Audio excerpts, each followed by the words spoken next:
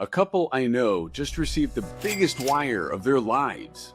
Here's a screenshot of their first payment. I've blurred out the details for their privacy, but this is completely real. It's pretty normal for deals like this to be paid out in multiple payments. This is just the first of many. They sold their business for $11.5 million that day. And just like that, they'd become multimillionaires.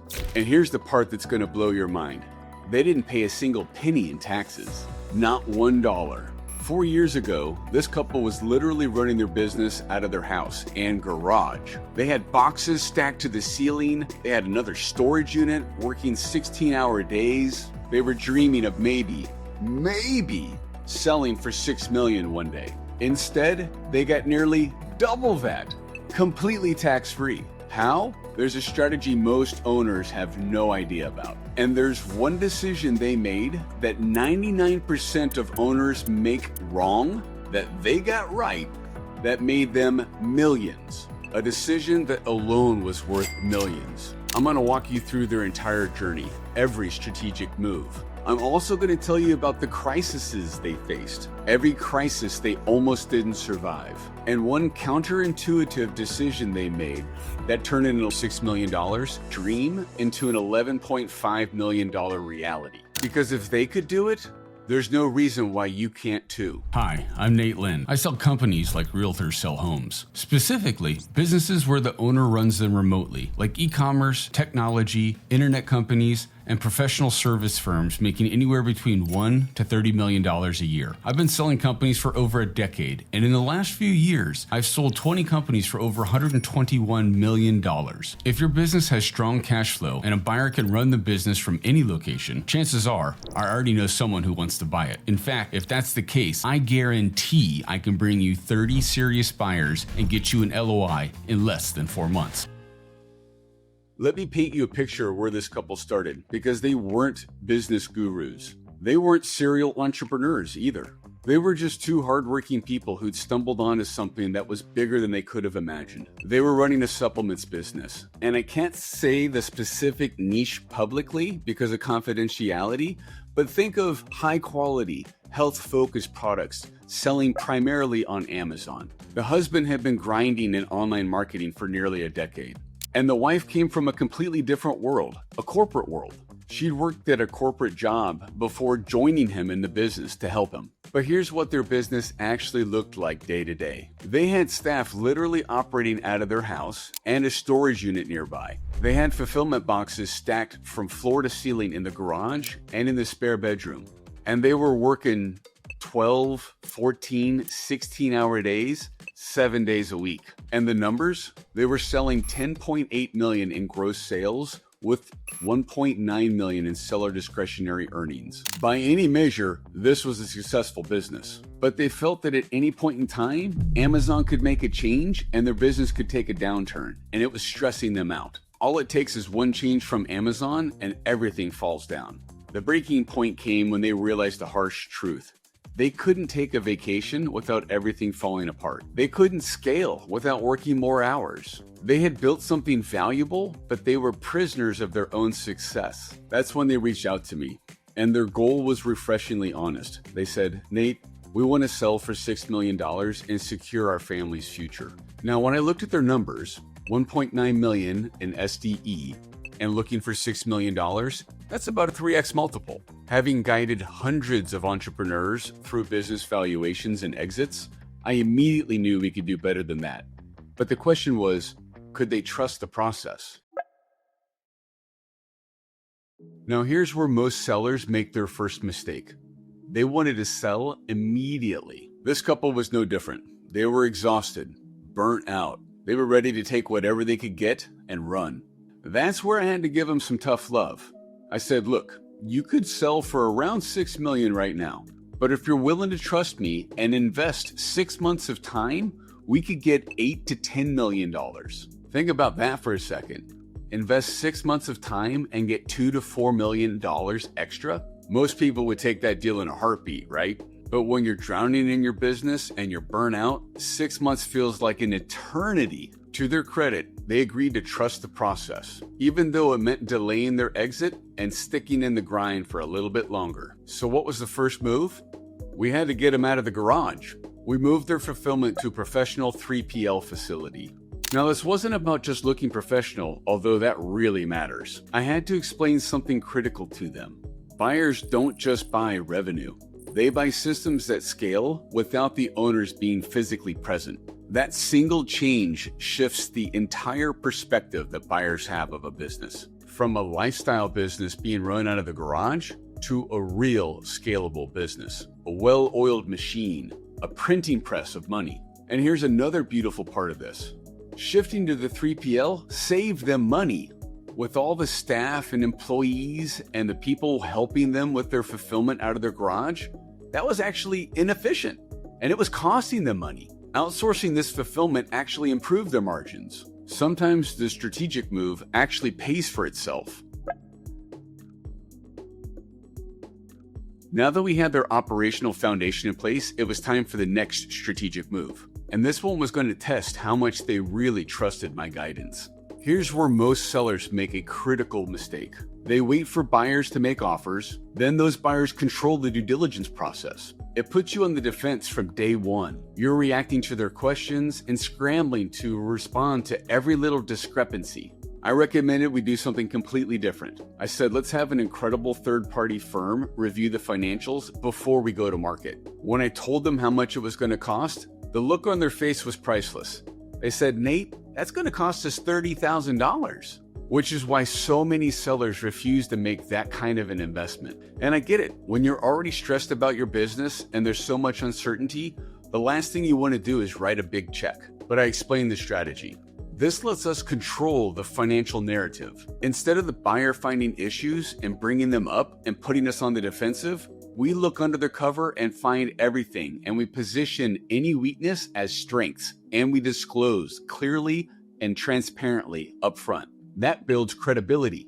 They made the investment, and they told me at the end of the transaction that that was the best $30,000 they invested. That quality of earnings report didn't just clean up their records, it became our secret weapon. The firm we worked with had an absolute rock star named Kyle, and he stepped in multiple times to prevent the buyers from renegotiating the deal and costing my clients almost $300,000. You see, I've seen too many deals die because sellers get defensive during the due diligence process, and they don't know their numbers very well. By having third-party reviewed financials up front, the numbers were rock solid. The couple could address all the operational and marketing aspects of the business and have a third-party reviewed firm handle all of the financial questions. This let us address concerns proactively and positioned us as extremely sophisticated sellers with financial backing. Here's another piece where sellers shoot themselves in the foot. Their businesses decline during the process because they get distracted or overwhelmed. I tell all my sellers the best time to sell is when you're growing your sales and your profit. Keep your foot on the gas pedal. When I handle the sales process, I need them to double down on growth. They identified some new products and marketing strategies that really doubled down, and the results speak for themselves. They grew the business from 10.8 million to 12.1, and their SDE jumped from 1.9 million to 2.7 during the sales process. My job was to shield them from the sales process so they could focus on what they did best, growing the business. That focus is what separated them from other sellers who let their operations slide while chasing the exit. Then we hit what's called the perfect storm. Every deal has a crisis moment, and this one nearly broke them. A competitor started outbidding them and won the top spot on Amazon. Sales dipped 50% for 3 straight months leading up to closing, and the legal negotiations stalled. Lenders got nervous about the decline. Everything that could go wrong seemed like it was. Their natural response was panic. Nate, let's accept a lower offer. Let's take whatever we can get. I told them we're going to stay the course. A really good business like this is a diamond, and it deserves to be treated preciously. I had to shield them from the buyer getting aggressive in negotiations, wanting to drive down the price. We focused on facts. We addressed the sales dip with data, not desperation. I reminded them and the buyer that we had over 300 other interested buyers. There was no question someone was going to buy it. The most critical moment came at a 9 p.m. call on a Tuesday night. The sellers called me in a panic. The wife was having an anxiety attack because she thought the deal was dead. I spent an hour talking her off the cliff and telling her why patience would pay off. It's these intense emotional moments when having an experienced guide matters most. And you know what? They won back that top spot on Amazon and recovered all their sales. All that patience paid off in a big way. We had 343 buyers express interest in the business. And of those, I filtered down to 20 serious prospects. After all my years of doing this, I know exactly which buyers are tire kickers and which ones are serious. Instead of seeming desperate, we positioned them as the prize. We created a competitive environment that had buyers fighting for this opportunity.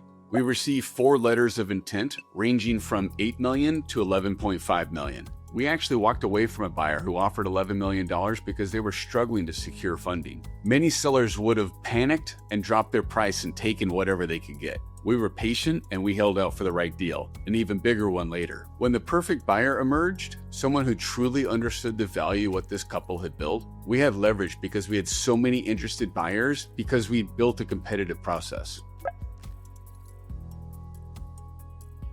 And by the time we were done, we had an $11.5 million offer at a 4.425 EBITDA multiple. For context, the typical multiple for an e-commerce business is 3.6 times. We crushed the typical market rate, but things are about to get even more interesting because this entire transaction was completely tax-free. You see, it actually helped the couple move to Puerto Rico to take advantage of the tax benefits there. It all started as a tax strategy, but became the foundation of a tax-free generational wealth transfer. They didn't just hit their $6 million goal, they nearly doubled it and got it tax-free. The day the wire hit their account, I got a text from them saying, "Nate, I can't believe we actually did it." And that's why I do this work, helping business owners realize their dreams and exceed what they think is possible. So what actually made the difference here? Why did this couple get $11.5 million when most sellers would have taken the first 6 that came along? Looking back at their journey, there's some critical lessons that any business owners can learn from. First, they trusted expert guidance over their gut instincts. Think about it. Their gut was to sell for $6 million and get out as quickly as they could. And that's what most exhausted business owners do. They sell themselves short. But they listened to me when I said, "Wait, we can do better." And they gave me 6 more months to prove it. That decision alone was worth $5.5 million. Second, they weren't afraid to invest money to make more money. That $30,000 quality of earnings report, most sellers would never spend that kind of money up front. They think, "I'm trying to get money out of the business, not put more money in." But that investment returned 10x when we saved $300,000 later on in negotiations. Third, and this is huge, they stayed focused on growing the business during the sales process.